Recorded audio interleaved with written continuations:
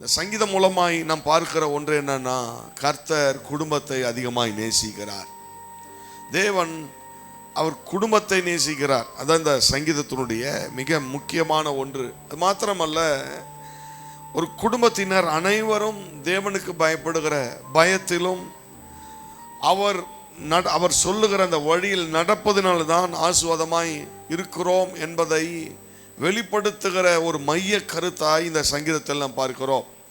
இந்த சங்கீதம் 1ஆம் வசனமும் 4ஆம் வசனமும் பார்க்கிற பொழுது, கர்த்தருக்கு பயந்து அவர் வழிகளில் நடக்கிறவன் என்று சொல்லப்பட்டு 4ஆம் வசனத்தில் வாசிக்கிறோம், இதோ கர்த்தருக்கு பயப்படுகிற மனுஷன் அப்படின்ற அந்த வார்த்தையை பார்க்கிறோம். தேவனுக்கு மனுஷன் பயப்படுகிற பொழுது கர்த்தர் என்ன செய்கிறார்? அவனுடைய குடும்பத்தையும் அவனையும் ஆசீர்வதித்து சந்ததி சந்ததியாய் கர்த்தர் செய்கிறார், ஆசீர்வாதத்தை தந்து கொண்டே இருக்கிறார். ஆபிரகாம் தேவனுக்கு பயப்படுகிறவன் என்ற ஒரு நிலையில் இருந்ததனால்தான் அவனுடைய சந்ததி முழுவதும் கர்த்தரால் ஆசீர்வதிக்கப்பட்டிருந்தது. தேவ பிள்ளைகளே, ஒரு குடும்பம் கர்த்தருக்கு பயந்து வாழ்கிற பொழுது அந்த குடும்பம் ஆசீர்வாதமாய் இருக்கும்.